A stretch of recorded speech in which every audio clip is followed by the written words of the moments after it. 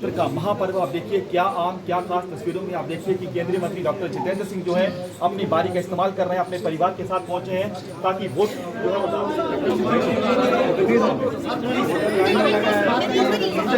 सबसे पहले तो मैं ये कहूँगा कि धन्यवाद है प्रधानमंत्री मोदी जी का, भारतीय जनता पार्टी के नेतृत्व का। ये खुशनुमा माहौल जो आप देख रहे हैं, ये उत्सवमय वातावरण,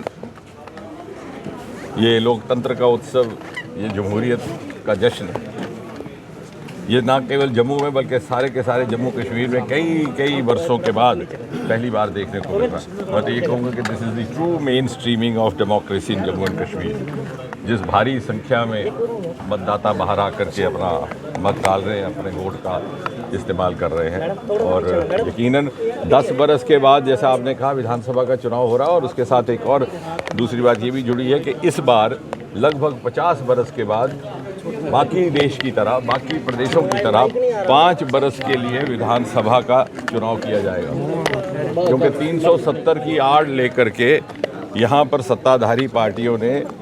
इसका अवधि काल 6 बरस चलने दिया। सन 1975 में जब श्रीमती गांधी ने इमरजेंसी लागू की थी तो उन्होंने एक संशोधन लाया था संविधान में, अमेंडमेंट, जिसके तहत विधानसभाओं और लोकसभा का कार्यकाल 5 बरस से बढ़ा करके 6 बरस कर दिया गया। यहाँ पर उस समय नेशनल कॉन्फ्रेंस की सरकार थी, कांग्रेस के समर्थन से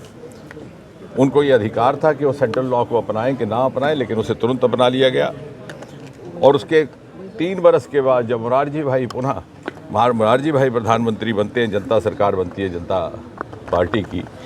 तो उसे संशोधन को वापस मोड़ लिया गया और पुनः 6 बरस का कार्यकाल 5 बरस होगा। अब देखिए, दूसरी मर्तबा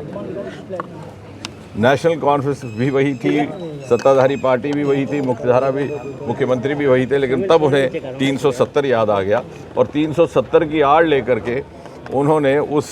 केंद्रीय कानून को नहीं अपनाया और 6 बरस। और इसलिए हमारा ये मानना है कि अनुच्छेद 370 का दुरुपयोग उन लोगों के द्वारा किया गया जो अपने वंशवाद की राजनीति स्वार्थ का पालन करते थे और आम आदमी को उससे कोई लाभ नहीं पहुंचा। और ये जो आज 5 बरस के लिए विधानसभा का चुनाव हो रहा है, ये भी उसी का एक संकेत है।